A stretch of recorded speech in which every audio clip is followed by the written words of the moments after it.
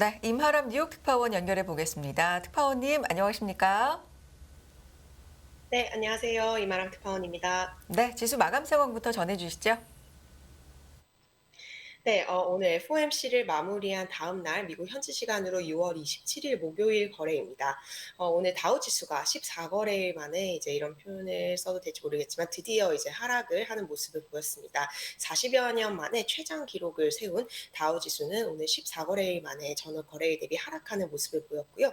S&P 500 지수도 장중에는 4,600선을 터치를 했지만 차익 실현에 하락 마감하는 모습을 보였습니다.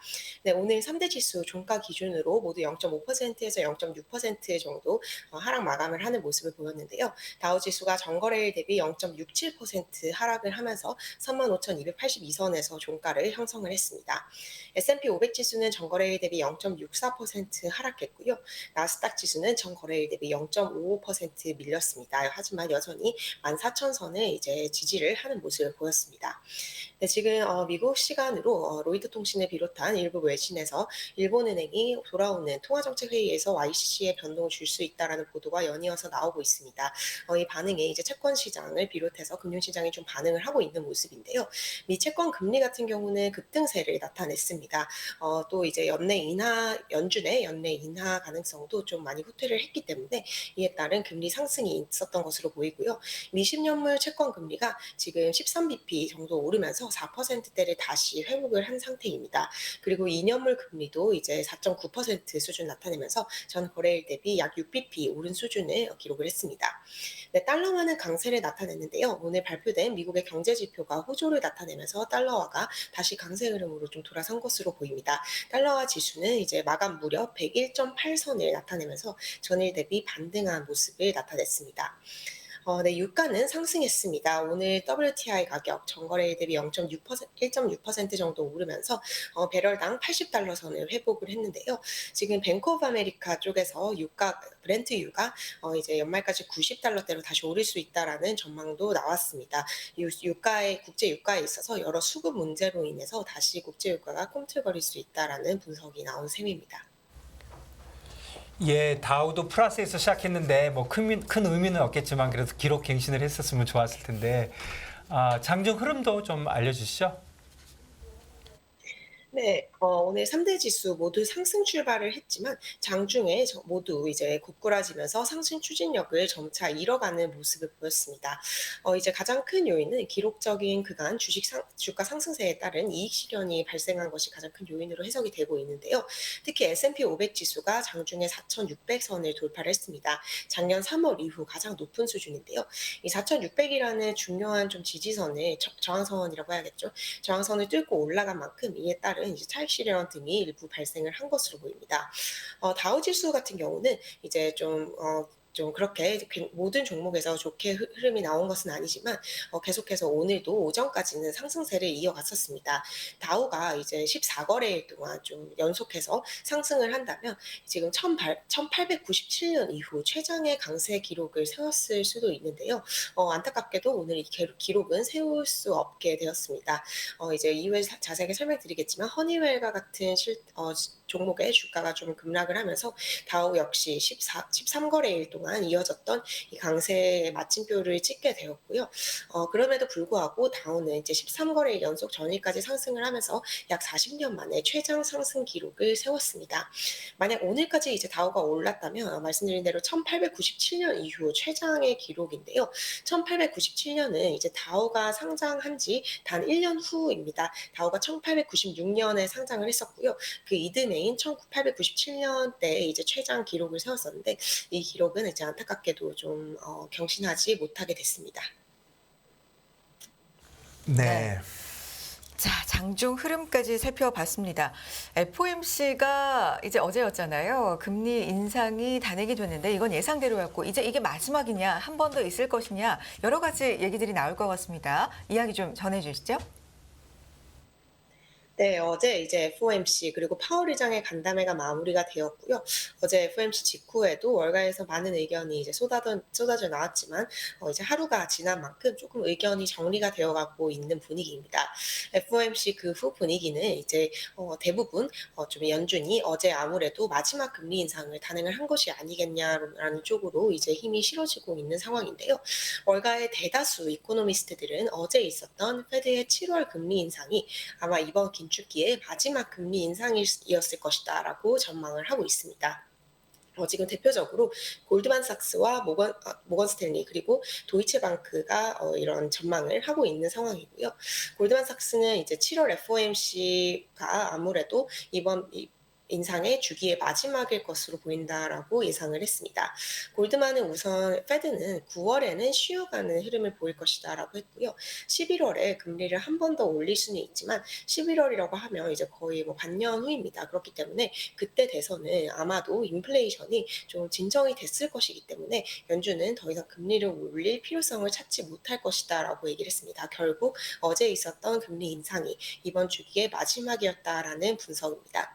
네, 도이치방크 역시 연준에 대한 우리의 견해는 그대로다라고 밝혔고요. 어제 인상이 마지막이라고 본다라고 얘기를 했습니다. 네, 모건 스탠리 같은 경우는 여기서 한 발 더 나아갔는데요. 마지막 인상일 뿐만 아니라 미국 경제가 연착륙을 달성을 할 수 있을 것으로 예상을 했습니다. 지금 미국 경제의 연착륙 그리고 골디락스 시나리오는 이후 자세히 설명드릴 이 증시 강세의 또 다른 재료로 작용을 하고 있는 상황입니다. 하지만 모든 이코노미스트들이 어제 인상이 마지막 인상이었다라고 보는 것은 아닙니다. 일부에서는 아직까지 연내 한 번 더 금리를 인상할 수 있다라는 기대감이 살아있는 상황인데요. 뱅크 오브 아메리카, 시티그룹 그리고 바클레이즈 같은 경우는 연준이 추가로 올해 한 번 더 금리를 인상할 수 있다라고 전망을 했습니다. 특히 바클레이즈가 이제 11월에 인상을 전망을 했고요. 이제 25bp 정도 11월에 추가 인상이 단행이 될 것으로 예상을 했습니다. 11월에 연준이 금리를 인상을 한 다음에 그 후에는 내년 6월까지 즉 2024년 6월까지 동결을 할 것이다라고 얘기를 했는데요. 인하 시점은 내년 7월부터 12월까지 총 4회에 거쳐서 점진적으로 금리를 인하를 할 수 있다라는 얘기를 했습니다. 이제 페드에 이어서 오늘 이 유럽중앙은행도 통화정책 결과 회의를 발표를 했습니다. ECB 역시 연준에 이어서 금리를 인상을 하는 모습을 보였고요. 정책금리를 25bp 인상하면서 베이비 스텝이 수순을 따라갔습니다. 유로존의 이제 주요 정책금리 예금금리가 3.5%에서 3.75%로 인상이 되었고요. 이번 금리 인상은 이제 2022년 7월에 시작된 최초의 이번 긴축기 인상 이후 9번째 이제 금리 인상입니다. 또 이제 그간 ECB가 해왔던 금리 인상 폭은 425bp에 달하고 있고요. 이는 유로 창설 이후 가장 빠른 금리 인상 속도입니다.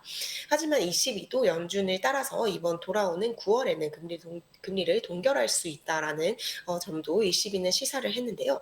크리스틴 라가르드 ECB 총재 이제 다음 9월 회의에 대해서는 오픈 마인드다라는 표현을 했습니다. 이제 파월과 좀 비슷하게 얘기를 한 셈인데요. 이제 인상도 가능하고 동결도 가능하겠지만 데이터가 지지를 해준다면 9월에는 동결이 가능하다라고 얘기를 하면서 9월 동결론에 대한 기대에 불을 지펴줬습니다. 네, 어제 나온 뉴스 중에 GDP가 속보치가 2.4% 나왔는데 이거는 상당히 서프라이즈인 거죠? 관련돼서 좀 전해주시죠. 네, 오늘 이제 미국의 2분기 성장률 속보치가 발표가 되었습니다. 지난 1분기에 미국 경제 성장률이 2%로 최종 집계가 되었는데요.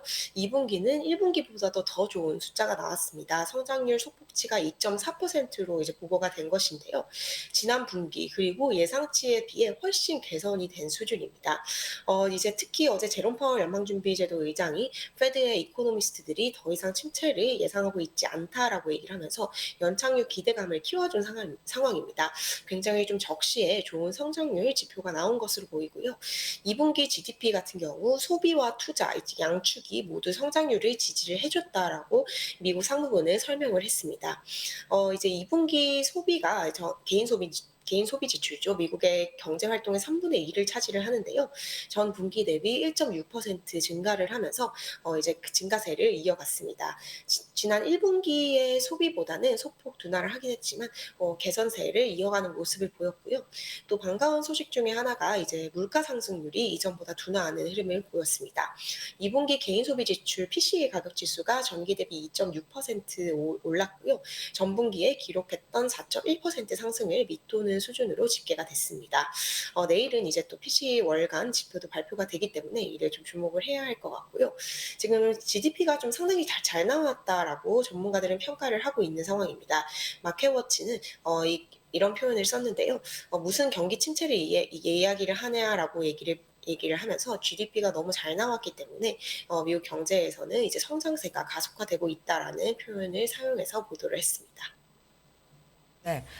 경기 침체 얘기가 점점 낙관적인 경제론으로 좀 바뀌어가고 있는 건 지표가 계속해서 좀 잘 나오고 있기 때문인데 GDP 속보치뿐만 아니라 다른 경제 지표도 좀 낙관적인 방향을 가리켰죠. 어떤 게 있었나요? 네, 오늘 많은 경제 지표가 발표가 되었습니다. 지금 그 어느 때보다 경제 지표에 대한 중요도가 높은 상황인데요. 어제 파월 의장도 수차례 이제 다음 결정은 경제 지표에 달려 있다라고 얘기를 하면서 구체적인 경제 지표의 중요성을 굉장히 강조를 한 바가 있습니다. 오늘 미국의 내구재 수주라든지 실업 지표 그리고 부동산 관련 지표도 발표가 되었는데요. 대체로 상당히 좋은 모습을 기록을 한 것으로 보입니다. 우선 이제 3년 이상 사용하는 내구재 수주 지표인데요. 6월 내구재 수주가 이제 전월 대비 4.7% 증가를 하면서 석 달 연속 상승세를 기록을 했습니다. 예상치 또한 상회하는 모습을 보였고요. 보잉 비행기 제조사 등의 주문 등이 영향을 미쳤다라고 지금 당국에서는 설명을 했습니다. 실업 지표 또한 개선되는 흐름을 보였는데요. 미국 주간 신규 실업보험 청구자 수가 지난 2월 이후 약 5개월 만에 최저 수준으로 집계가 됐습니다. 실업보험을 청구한 사람이 지난 2월 이후 5개월 만에 가장 작았다라는 의미로 해석을 할 수 있을 것 같고요. 노동시장이 그만큼 견조한 흐름을 이어가고 있다라는 의미로 해석을 할 수 있습니다. 지난 한 주 동안 미국에서 실업보험을 청구한 사람이 7천 명 감소했고요. 3주 연속 감소세를 기록을 했습니다. 네, 부동산 시장에서도 반가운 소식이 전해졌습니다. 지금 미국에서 이제 매매 계약에 체결된 주택 건수이죠. 펜딩 주택 판매가 넉 달 만에 증가하는 흐름을 보였는데요. 6월 펜딩 주택 판매 지수가 전월 대비 증가를 했고 또 2월 이후 처음으로 증가세를 나타냈습니다. 지금 전미 부동산 중개인 협회 전문가는 이제 미국의 주택 경기 침체가 끝났다라는 표현까지 썼는데요. 전체적으로 이제 부동산 시장 또한 이제 회복세에 좀 접어들고 있다라는 평가를 내놨습니다. 예, 지난 며칠간의 데이터들은 그야말로 다 한쪽으로 몰리고 있는 것 같고 또 파월도 어제 뭐 경기 침체에 대해서는 좀 좋게 얘기했는데 그러면 결국 어떻게 되는 건가요? 네, 오늘 GDP를 비롯해서 이 경제 지표가 상당히 잘 나왔습니다. 이에 따라서 경기 침체 의견이 점점 더 옅어지고 있는 상황이고요. 너무 뜨겁지도 차갑지도 않은 경제 여건인 고디락스 기대감이 점점 더 뉴욕 증시에서는 커지고 있는 상황으로 보입니다.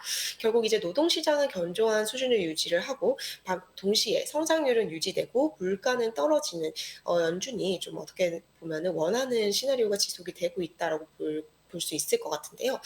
여기서 이제 변수는 노동시장이 조금 아직까지는 너무 강한 모습을 유지를 하고 있다라는 점이 이제 향후 관전 포인트가 될 것으로 보입니다. 오늘 발표된 이 경제 지표에 대해서 외신은 미국이 경기 침체 공포에서 벗어나게 되었다라고 평가를 했는데요.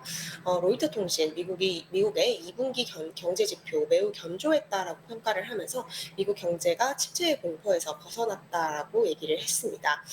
지금 세계 3대 신용평가사 피치에서 미국 이코노미스트도 비슷한 표현을 썼는데요.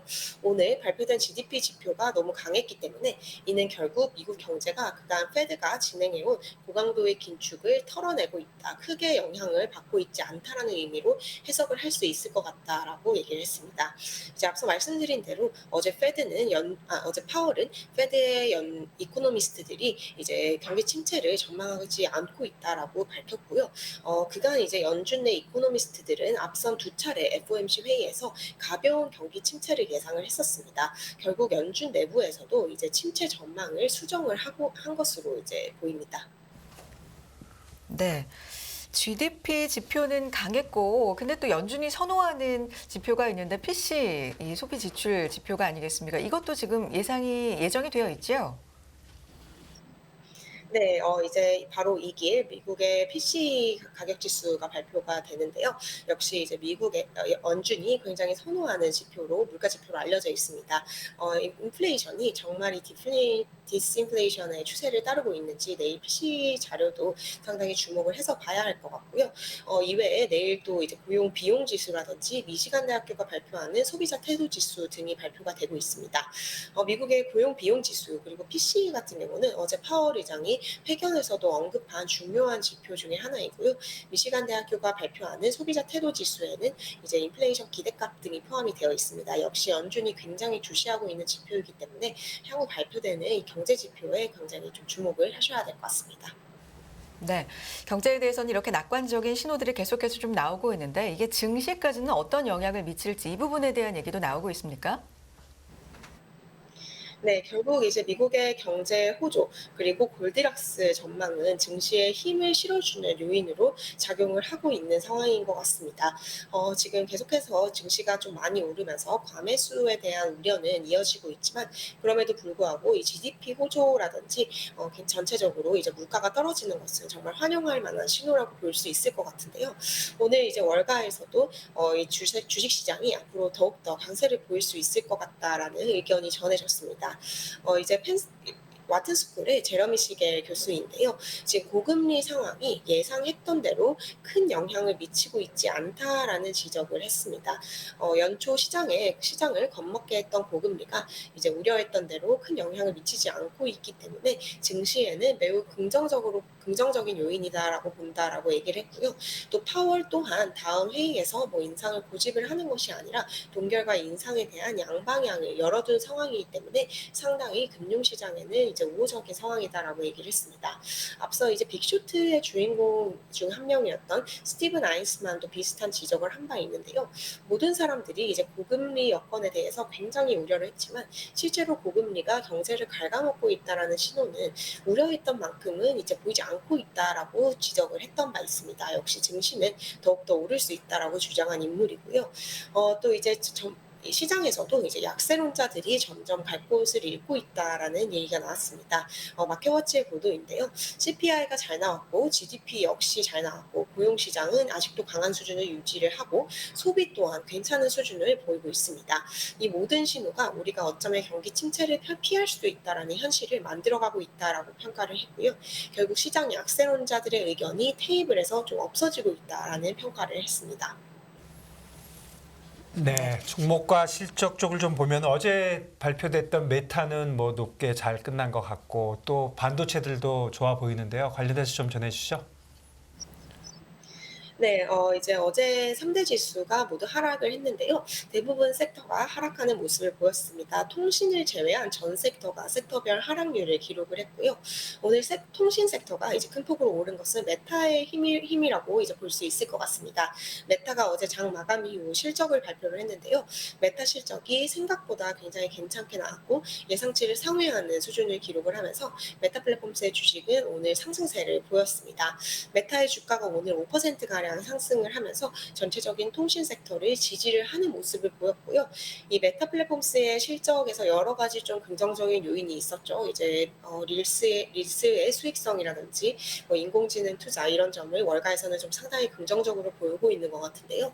이 인공지능에 관련된 좀 메타의 투자라든지 이와 관련된 호재가 결국에는 엔비디아와 같은 반도체주에도 연쇄적인 긍정적인 영향을 발휘를 하면서 오늘 엔비디아도 1% 가까이 상승하는 모습을 보였습니다. 기타 반도체 종목들도 대체로 오르는 모습을 보였고요. 메타 플랫폼스는 이제 빅테크 특히 매그니피센트 7 중에서 좀 가장 좋은 흐름을 보여온 종목 중에 한 곳입니다. 하지만 그럼에도 불구하고 여기서 더 오를 수 있다라는 의견이 월가에서 계속해서 나오고 있는 상황인데요. 이 뱅크 오브 아메리카 같은 과 이제 골드만삭스가 메타에 대한 매수 의견을 유지를 했고요. 또 투자 목표 주가 또한 상향 조정하는 모습을 나타냈습니다. 네, 오늘 이제 빅테크 중에 큰 폭으로 하락한 종목이 이제 테슬라가 3% 이상 하락을 했고요. 마이크로소프트가 2% 이상 내리는 모습을 보였습니다. 개별적인 종목 이슈들도 있었는데요. 이제 실적을 발표했던 허니웰 같은 경우 이제 다우 구성 종목인데요. 시장 예상보다 매출이 부진했고 주가가 5% 이상 떨어지면서 다우 전체 지수를 끌어내리는 영향을 가했습니다. 맥도날드 역시 실적 발표했는데요. 예상치를 웃도는 매출과 순이익을 발표를 하면서 주가는 1% 이상 올랐습니다. 컴캐스트 역시 실적 호조를 기록을 했고요. 5% 이상 주가가 오르는 모습을 보였습니다. 반면 이제 사우스웨스트 항공 같은 경우는 순이익이 예상치에 비해서 살짝 미스가 나왔고요. 8% 이상 주가가 하락했습니다. 또 주가 큰 폭으로 하락한 종목이 있는데요. 이제 멕시칸 브리또 음식 체인점 치폴레 같은 경우 매출이 예상치를 밑돌았고 주가가 9% 정도 하락했습니다. 지금 팩트셋에 따르면 지금까지 실적을 발표한 S&P 500 지수 기업 중에서 81%가 예상치를 웃도는 실적을 보고를 했습니다. 지금 장 마감 이후 주요 기업 중에 두 군데가 또 실적을 발표를 했는데요. 우선 이제 인텔 같은 경우 이번 2분기 이익이 순이익으로 전환이 되었다라는 소식이 전해졌습니다. 인텔은 앞선 2개 분기 동안 손실을 기록한 이후에 순이익으로 전환이 되었고요. 시간 외거래에서 주가가 6% 정도 상승을 하고 있는 모습을 보였습니다. 자동차 회사 포드 같은 경우 어닝이 예상에 부합했다라고 발표가 나왔고요. 가이던스도 상향을 했습니다. 시간 외거래에서 주가는 2% 정도 상승하는 모습입니다. 네, 미국 증시 상황 자세하게 전해주셨고요. 오늘 특히 발표된 지표가 많아서 그 부분에 대한 이야기도 자세한 분석 고맙습니다. 임하람 뉴욕 특파원이었습니다. 감사합니다. 네, 감사합니다.